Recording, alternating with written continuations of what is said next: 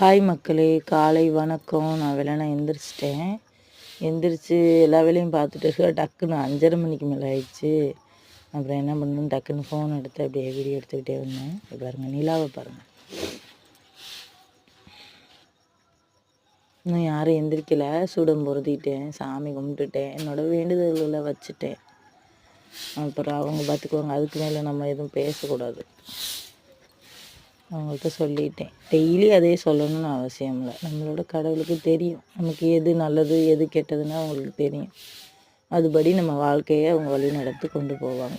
எந்த காரணத்துக்கும் நம்ம பயப்படக்கூடாது. வாழ்க்கையில் ஜெயிச்சிருவோன்ற நம்பிக்கையில் தான் ஒவ்வொரு நாள் காலை பொழுதும் எந்திரிக்கணும். எந்திரிச்சு என்னோடய வேலைகளை நான் அப்படி தான் ஸ்டார்ட் பண்ணுவேன். என்னோட சேர்ந்து நீங்களும் ஸ்டார்ட் பண்ணுங்கள். எனக்கு வீசிங் பிரச்சனை இருக்கனால ஒரு நாள் கொஞ்சம் அசந்துருவேன். இல்லைன்னா நானும் 3 மணி 4 மணிக்கே எழுந்திரிச்சிருவேன்.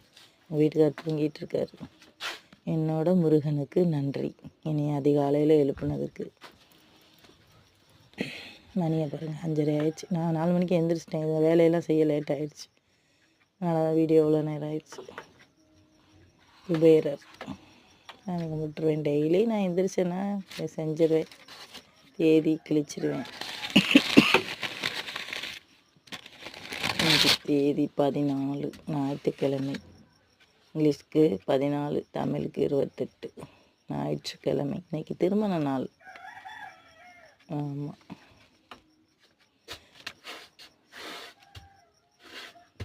வாழ்க்கையில் எப்பவும் ஜெயிச்சணுங்க ஃப்ரெண்ட்ஸ். ஓகே, பாய்.